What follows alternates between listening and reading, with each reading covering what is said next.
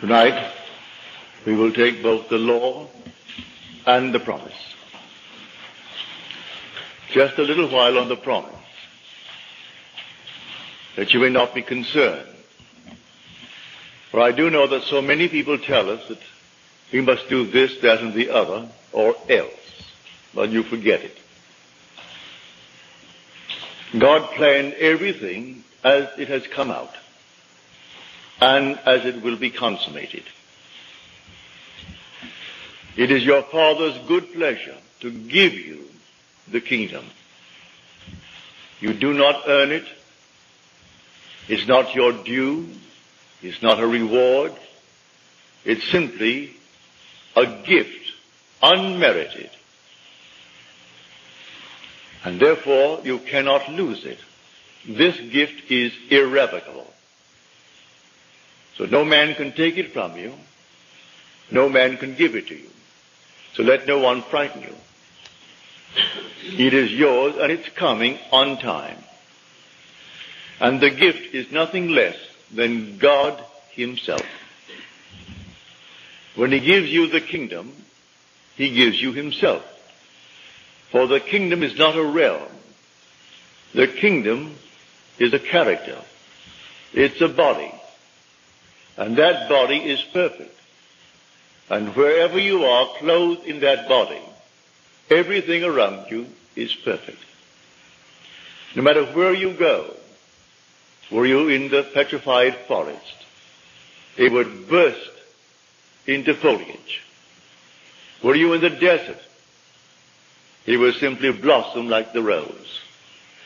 Were you in the midst of all broken members of society, they would all be in harmony. If you came into a world where there were blind, lame, halt, withered, instantly as you glide by, eyes that were missing would come out of the nowhere and fill the empty sockets. Arms that are missing, feet missing, everything will be made perfect because you are present. That is God's gift, which is the gift of himself, which is his body. One day you'll be clothed with that body. So set your hope fully upon the grace that is coming to you at the revelation of Jesus Christ within you. That is the unfolding within you of God and his Son. And this is the hope that makes it wisdom to endure the burden of this long, dark night of time. For as Paul said, I consider the sufferings of this present time not worth comparing with the glory that is to be revealed in us. We are told we are justified by his grace. Well, justification in Scripture is divine acquittal. You're completely acquitted. No matter what you have ever done, you are acquitted.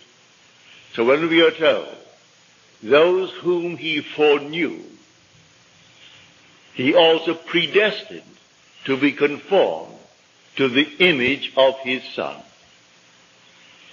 And those whom he predestined, he also called. And those whom he called, he also justified. And those whom he justified, he also glorified. So justification is simply divine acquittal. And glorification is the gift of God himself to you. So that man then matures when he becomes his own Father. So we say it is the Father's good pleasure to give us the kingdom. In giving us the kingdom, he gives us himself. In giving us himself, man becomes his own Father. So let no one worry you, let no one in any way suggest that you've got to do something to earn it. You cannot earn the kingdom. You cannot earn this gift. This is a gift, unmerited, and it's not your due. Were it your due, then it's not a gift. It's not given as a reward. You are made fit for the kingdom. And your fitness for the kingdom is the consequence, not the condition of his gift. The minute he gives you himself, you are fitted for the kingdom, and you wear the body of God. And everything in your presence, while you wear it, is made perfect. But having given us the promise comes first in Scripture. Then we are told he gave us the law. The law to cushion us while we as pilgrims walk through the furnaces. And so we have a law. Man is not aware of the law. Even the wisest of men, they're not aware of it. I'll go back now to 1949. I was in Milwaukee. And I gave a series of lectures on the Bible. And this couple, he was a physicist, the head physicist of Alice Chalmers. They're a huge, big manufacturing firm making these turbines, sometimes bigger than this interior. And he was the head of the chemical department, where they would send water from all over the world who bought the turbine. And he would analyze the water to discover the problem that they faced. Because the water, as it came through the stream, gathered the chemicals. And then the chemicals deposited itself within the turbine. And so they would send him samples of the water. And then he would analyze the water and then send them the solution to their problem. Well, being a trained chemist and the head of the department, he didn't take issue with me, but he said, Neville, I can't quite go along with you. Because as a chemist, it's in conflict with my training. You tell me that you can go forward in time, that you can move backwards in time, that all things are. And everything is now, at this very moment. And yet you're telling me you can make things change, and it's in conflict with my training. We have a law known, said he, and we call it entropy. And entropy means that the past is fixed and unalterable. You cannot change it. If that could be changed, it throws everything out of kilter in my lab. I must know the past is unalterable, like braiding a lady's hair. And the braided part, that's fixed.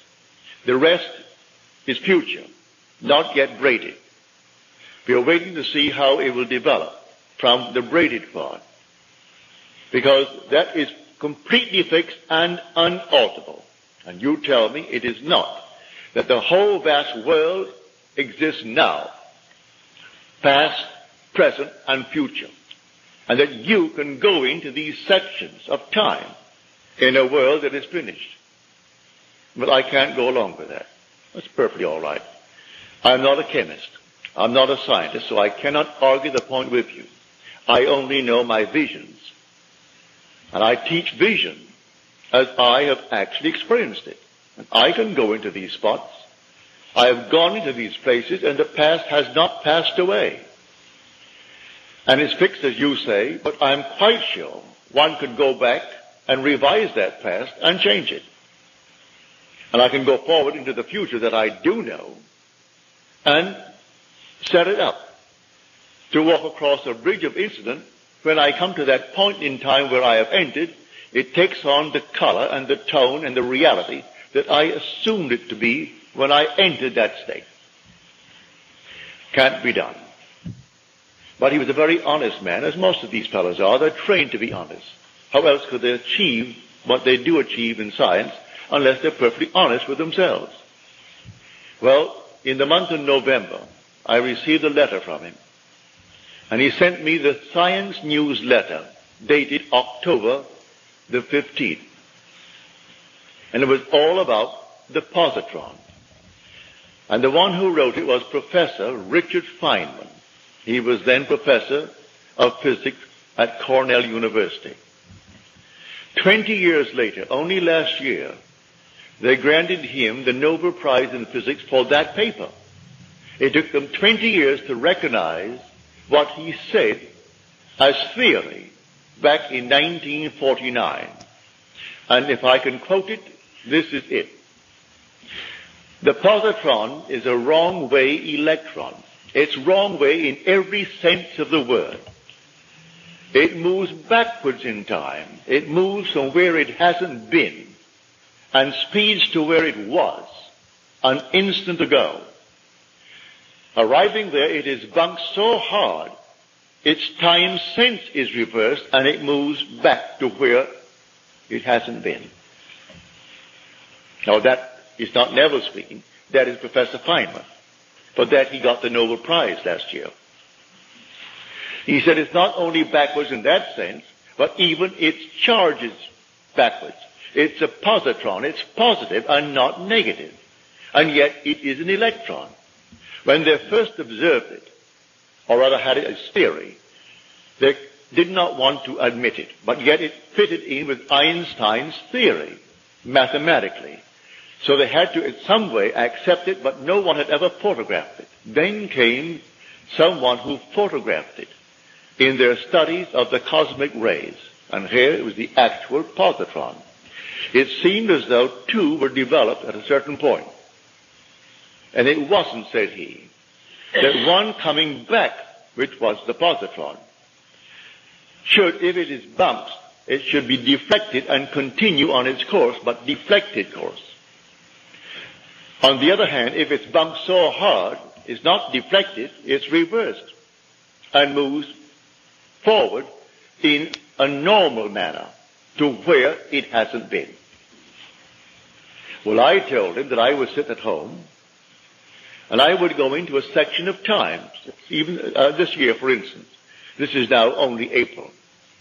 I put myself in Christmas. I would feel the stores are all dressed for Christmas. I could hear the musical Christmas, all the carols. I'd walk through Saks Fifth Avenue in New York City, going to Best, going to the other, and I would feel all that I would feel if it were true that it's Christmas. That is the month of Christmas. And then when I feel that it's all Christmas, then I would feel that things are as I desire them to be back in the month, say, of March or July, which was certainly not Christmassy. So take a hot, hot day in July, and I'm feeling it to be cold, and snow on the ground, and all the dressings for Christmas. And then I would open my eyes and bounce back and shock myself, because it seemed so real to me that when I came back and opened my eyes upon July, and it's hot, I thought, now, are you kidding yourself? No, when I went forward in time, quite normally, waiting out the days, the months, to the month of December, things happened as I actually had assumed that they would. I went forward and predetermined what would happen. Well, when he sent me this, he wrote a sweet, lovely letter saying, Neville, I must confess, I didn't see it. No one saw it until Professor Feynman in his lab discovered this. But he discovered it by theory. And you tell me you know it by vision. You're not a scientist, and yet all that you said to me, which I could not believe, and even in this moment it's difficult for me to believe, here comes a great professor, a theoretical physicist, and he is the one who wrote this paper. For that he got the Nobel Prize last year. He worked on our atomic bomb. He worked on the hydrogen bomb. Then he asked the government to relieve him of the secrecy imposed upon him because of his position. And he came here to Caltech and taught at Caltech theoretical physics. He said, I want the freedom of imagination. I didn't want to be confined with the secrets of government so that I could not express myself. Leave me alone, all in theory. So he goes blindly on with his mathematics and his theory, bringing out these concepts, all theory. Well, mine is not theory. I go into these states. Now, look at it this way. See the whole vast world as infinite states. All states. If they're all states, and you are an immortal being, you're not a state, you are immortal. You enter a state, and the state becomes alive. Therefore, you are not to blame if you enter a state unwittingly, and it's a horrible state. Man not knowing yet you are in a state, they condemn you. But you have to express the contents of that state. If you enter the state of poverty, you have to experience poverty. If you remain in it, you must go and drink that to the very last drop, the dregs of that cup. If you go into any state and remain in that state, you're going to drink it to the very last drop. But you can get out of a state. You don't have to remain in it if you know it's a state. If you don't know it's a state, you identify yourself with the state and think that you're it. Man has identified himself with this little body, and he thinks he is it. So the day comes, he has to discard it because he's worn it out. As he discards it, all of his friends are crying to think he died. He can't die. He is an immortal being who wore a garment of flesh and blood. That same being who goes into states, remaining in a state, and the state has to be expressed by him who resurrected the state. For I am the resurrection and the life of that state. Now, you can change an individual with or without his consent if you so desire. Here is the story of a friend of mine.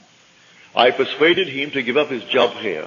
I knew he was a single man, and he would like to do what I am doing. So I said, San Francisco is wide open. I only go there once a year for 4 weeks at a time. Now I have reduced it to 2 weeks at a time. But I used to go, in the early years, 4 weeks. I said, they need someone badly who knows this law. You can't teach the promise because you do not know it. You can tell it, but from hearsay, because you have not experienced the promise. But you do know the law. And you are presentable, you are a gentleman, you go up there, I will not give you any money. But I will give you my mailing list of 500. It's a live list. And you send out my list. When I go, I will tell them that I allowed you to have my list. And I will get behind you in that manner, but not in any other way. You've got to go on faith. Well, he quit his job here. He had seniority of 8 years in the place that he worked. He goes up to San Francisco, and he made arrangements to open. He had a little dog, lovely little dog, and he was walking this dog one afternoon before he opened. And a man came over and greeted him and said, what a nice little dog you have. And then after the usual greetings, he said, can you help me out? I haven't eaten today. I'm out of work. And my friend said, no, I have no money, but I will do what I can, but I can't give you any money.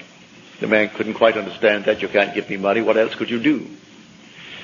My friend did not move one step after he said no to the request.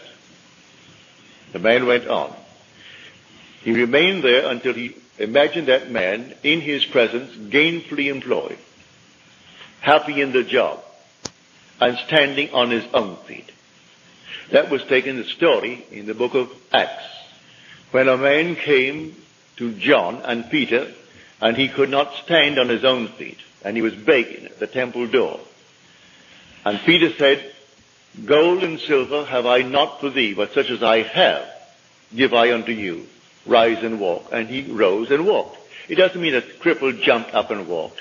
That's an entire different structure that I do know is possible when you wear the garment of God. You couldn't come into the presence of anyone as a cripple. The minute you came by, he ceases to be a cripple. If he has no feet, feet come and fill the sockets. If he's blind, they come in and fill the sockets. And he is not blind. And you do nothing to do it. No compassion. You simply are so perfect that nothing imperfect can remain in your presence. But in this case, on this level, no one is actually going to jump up from the crippled state and start walking. But he takes a man who is crippled, who is standing on other people's feet by begging from them. Well, a month later, he was walking his dog and he saw this man and he crossed the street. The man crossed the street and came over to him. He said, I don't suppose you remember me. He said, oh yes, I do.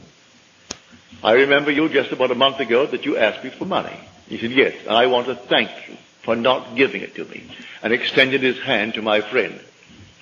He said, had you given me the money, I today would be asking you for money.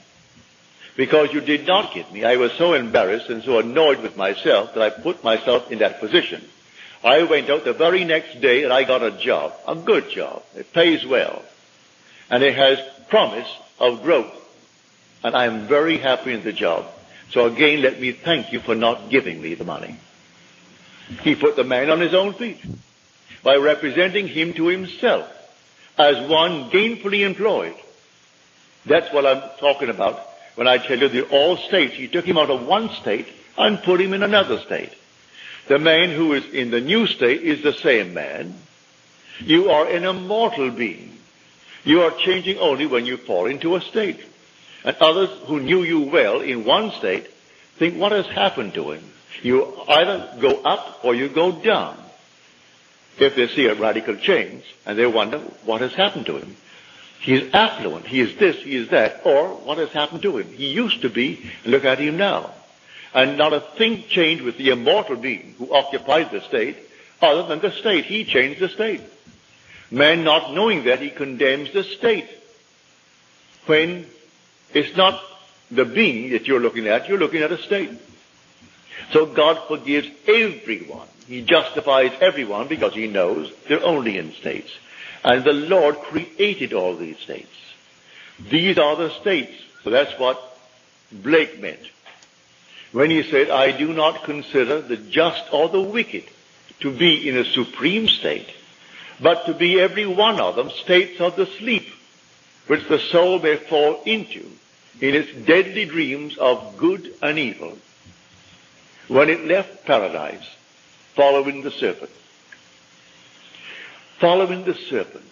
When man left that heavenly state of innocence and came into a world of experience, of educative darkness, and experienced generation. For here we are generating and multiplying these garments to clothe the innocent one who has come down. So the whole drama is from innocence through experience to an awakened imagination. When the imagination completely awakes, that's the divine body, Jesus. That's God. And it takes all of this journey. We are the pilgrims moving through states. So I tell you, master the art of moving from one state to another state. You are not the state. You never have been and you never will be. The state, if you are going to condemn the state, but why condemn anything? Move him out of a state into another state. Move yourself out of one state into another state. So others say it can't be done. Leave them alone. They say it can't be done. You go about your Father's business, moving from state to state as you desire it. Now it all starts with a hunger. It starts with a real desire on your part. And all these infinite states are simply to satisfy the hungers of men. So you want to be good, as you understand good to be. You want to be wealthy, as you understand it. You want to be famous, as you understand it. All these are states. Go into the state before you are qualified. Go into the state and stay there. The state has all the things necessary to externalize itself. But you are the occupant power. You have to go into the state and dwell there. Now, as I go into it, let me remain in it. If I come back like the positron, I'm simply going to be turned right around. I'm not going to be deflected and continue my journey in the same direction, only deflected. I'm going to be so shocked. And everyone is shocked. When I go into a state and it seems like this, it seems so real. When I open my eyes, oh, here I am, back there. But that shock turns me around from that return to my motion forward now as an electron. I'm not a positron anymore. I was a positron when I actually started back in time. And when I reached this body, and the body is jolted when I open my eyes, then what I did there, I am moving across a bridge of incident now, some series of events that leads me up to the fulfillment in what the world calls reality. But it was real when I occupied it in my imagination. That's when it was real. We exist in these bodies. We live in our imaginations. For our imaginations, these are the only realities. Imagination is God. That is the divine body, Jesus. I used to sit and simply try it in my living room. I couldn't see the chair where I sat in the living room from the telephone in the hallway. I would sit at the telephone in my imagination while my body was in the living room. And then I would assume I'm at the telephone. Physically, I couldn't see that body. And then suddenly I would feel myself back on the chair. And what a shock. And then from the chair, I would put myself back at the telephone. I would stand on the outside of the house and see it like this building. See it from the street rather than from here. And assume while I'm standing here that I am looking at the building from the outside. And suddenly you are on the outside. And you're looking at it from the outside. Do it with your own home. Do it with anything in your room. And that gets you sort of in a state of moving. You become mobile, as it were. And it's easy then to occupy any state. And they're only states. So when someone thinks themselves so important, it's only a state, but all right, that state in itself is important to them. And anyone occupying that state must do exactly what they would do.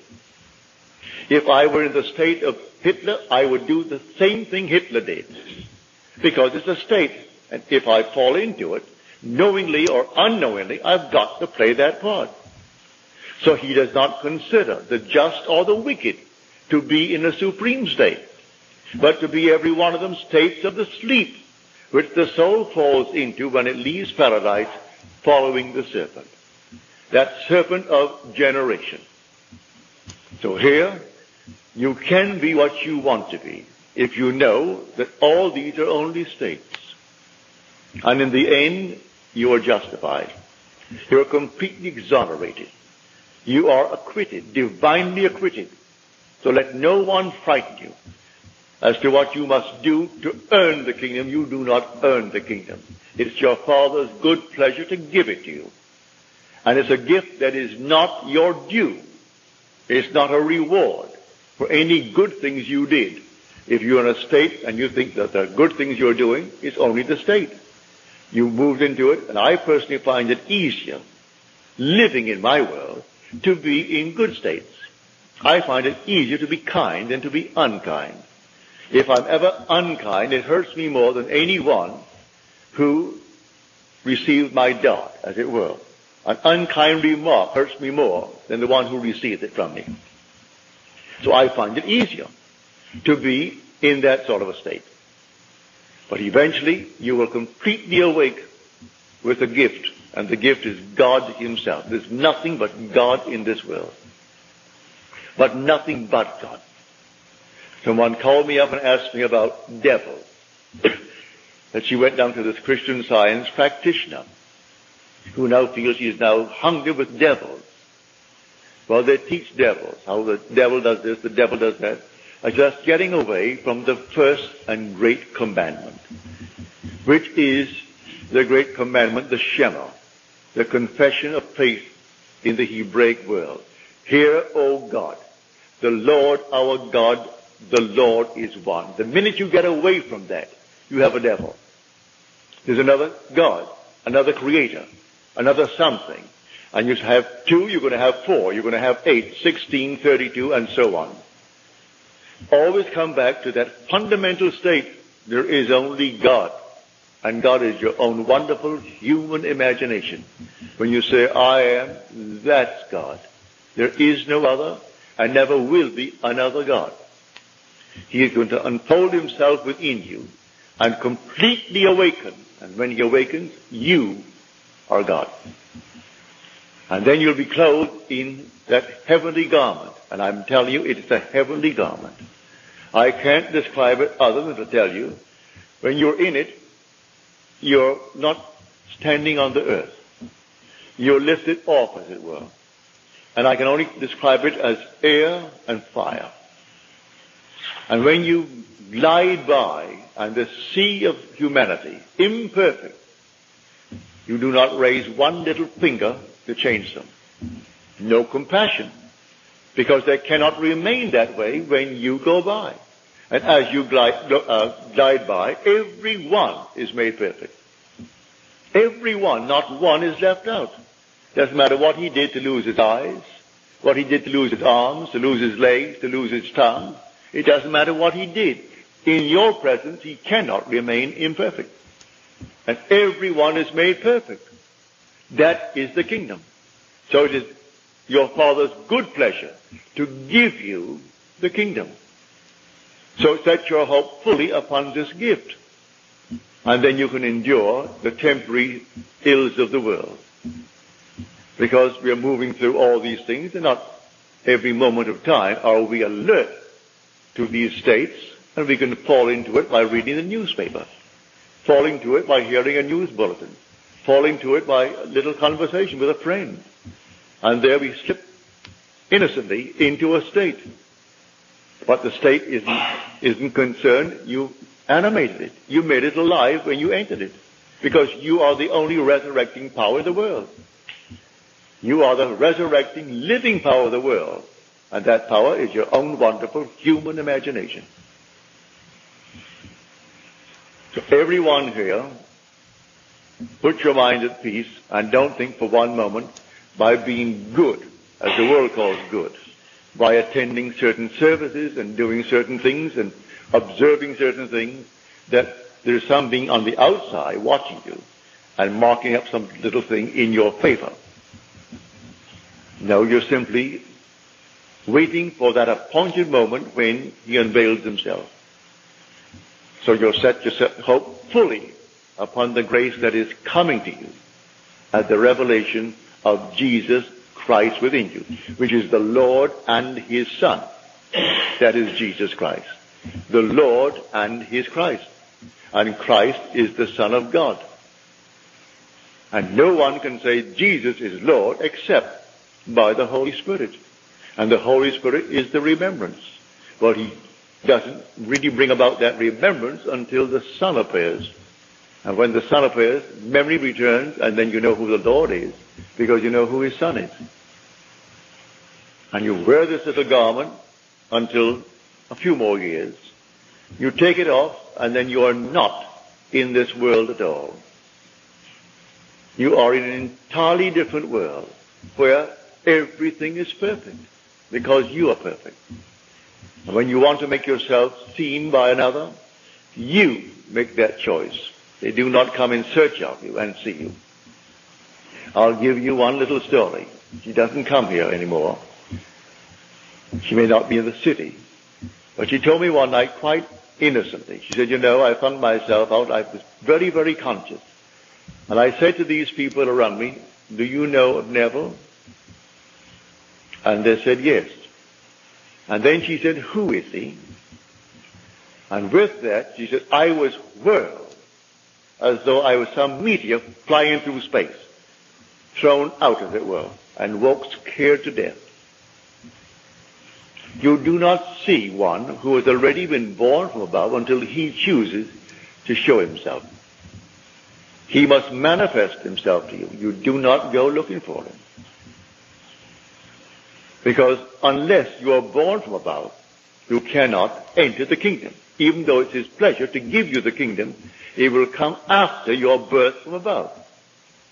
Prior to that birth, he can't give you the kingdom. And one to whom he's already given the kingdom is not in the world. Though for a little while he is in the world telling the story, telling it from experience and not from theory. So I'm telling you exactly what has happened to me. I share it with you. And it's going to happen to you, every one of you. So let no one in any way try to convince you that you must be a little better than you are if you would get the kingdom. The kingdom is your gift. And listen to the words in the 11th chapter of Romans. It is irrevocable. The gift and the call of God are irrevocable. You cannot revoke it, and no one can revoke it. And your inheritance is not only God. You're told in the 4th chapter of Romans, you inherit the world. The world is yours, and all within it. You don't inherit some little portion of the world. You inherit God, and God owns the world, and the world is your inheritance. So in the 16th Psalm, David is made to say, The portion of my inheritance is the Lord. That's his portion. He inherits the Lord. The Son inherits the Father. And so a man matures when he becomes his own father. This is the great mystery of Scripture. And you will inherit the Father, for it is his will, and no one can break his will. It's your Father's good pleasure to give you. So when you hear people bragging how this one is better than the other one, forget it. They're judging states. So that man is richer because he's a state that is richer than the other state that is poor. But the occupant of the rich state does not differ from the occupant of the poor state. And the occupant of the state tonight that is in jail does not differ from the judge who sentenced them. One is not better than the other in the eyes of God. In the eyes of God, all are acquitted. That's justification. We are justified by his grace, we are told. All are justified by his grace. And grace is an unearned, unmerited gift of God. And that grace is God's last, his final gift, which is love in action. And God is love. It's his gift of himself. And that's when he gives you himself. There's not a thing else to give. He gave you himself. And the whole vast world is yours. So we inherit the earth. Now tonight, I hope you'll start practicing. Won't take you any time at all to try it. It costs you nothing. And it works wonders. You can sit here tonight or you go home. Put yourself in a state of affluence. What's wrong with that? I know, well, back in the 1920s, 1930s, we had a deep depression beginning in 29. And do you know that you could go to Tiffany and buy, say, 8 glasses, beautiful glasses for a wedding present? Cost you what? Not more than 75 cents. A beautiful glass. And in a Tiffany box. The whole thing was a Tiffany box. Beautifully done. You'd go to Macy's or Gimbel's. And you'd buy something not comparable for $1. $1.25. But the majority would not be seen dead in Tiffany. That was style. That was something beyond them. They wouldn't even walk in. They felt embarrassed to walk in. Yet you could go into Tiffany, the jewels on the first floor, take the elevator to the third, where they had the lovely china and lovely glassware on another floor, and get a beautiful gift wrapped package from Tiffany. You didn't have to send 2 dozen. 8, that's enough.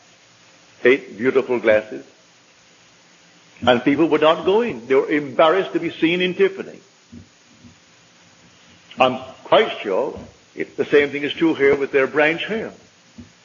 And you could go to Tiffany and buy a lovely thing for very little, really. But people are trained, that means something that's classy and that and the other. And if you're in one state, you can't argue them out of it. They've got to get out of that state to be able to go into a state. And if you tell them, you know, at one time in your life, a $12 suit is all that you could afford and all you thought you could ever afford. You get out of that state and think something differently. And then you pay $250 for a suit easier than you could get at the $12 for the other suit. I know it happened in my own case. When I began to buy a suit for $250, it was easier for me to pay $250 than when I had to get up $12 for a suit. And if it rained, I had to start running. Or I couldn't get out of it.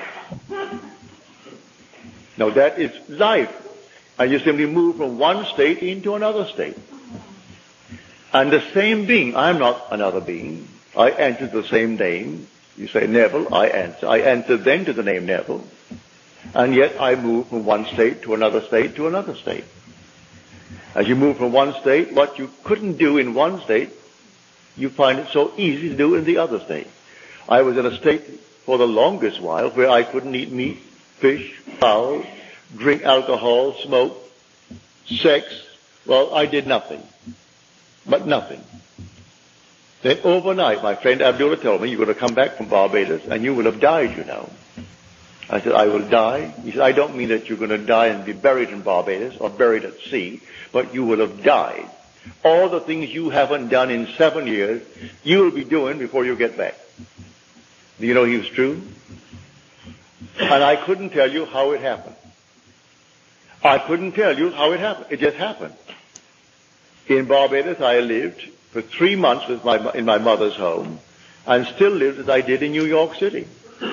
And on my trip north in 10 days, I was doing everything I hadn't done in 7 years. And I cannot tell you how it happened. I moved out from one state into another state, and it came to me as normal and as natural to do the things I did at sea as I did in 7 years the other things that I didn't do. So I tell you, the only state, all states of consciousness. And if you recognize that, you can forgive every being in this world, no matter what he is or what he plans to be or what he has done. Because in the end, he is going to be justified. He is justified by the grace of God, as we are told.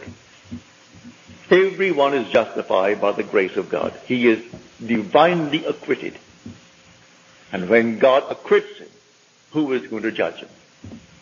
And after justification comes glorification. So he begins with those whom he foreknew. Well, he foreknew us, for he chose us in him before the foundation of the world. And if he chose me in him before the foundation of the world, then he knew me. And those whom he foreknew, well then, he also predestined.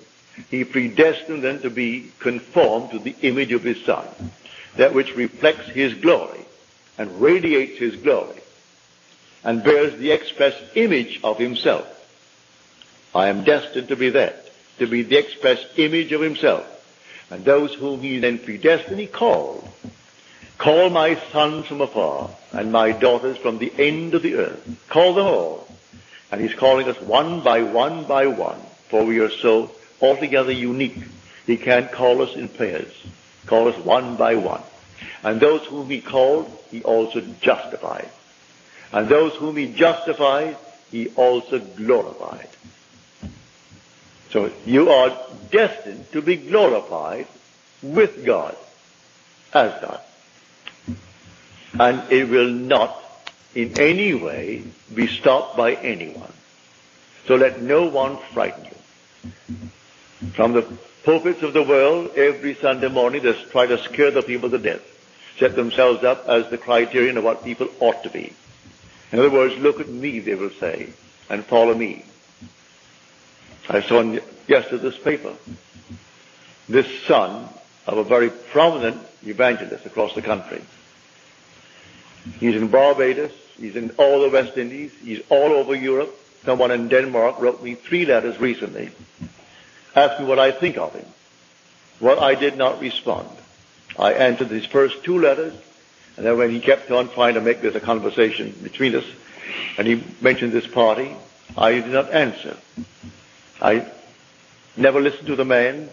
I've never read any of his works. But when I read in the paper yesterday a picture of his son, who confessed that he was simply, he had sinned against his wife and his children. Well, you know what he means. And then he sinned against God. Then I went on to read that this man takes in tithes $30 million a year in tithes. He tells them how they're serving God when they send him money and taking in $30 million tax-free. It's religion. 30 million. So now the son has now been removed from being the heir. The father's 80 years old, but he's still in control of that 30 million a year, tax-free. I wonder what he talks about. So that is big business. When you go into that sort of money, that's big business. And you have no room in your mind's eye for any spirituality, none whatsoever. And you can take that greatest of all books and make a mess of it. Interpret it as something that is taking place here in secular world. It isn't secular at all. This story is profoundly, well, it's all spirituality. It's God's plan of redemption. It has nothing to do with the secular world. And they're telling you the future of America, the future of Russia, the future of China. It's not in Scripture.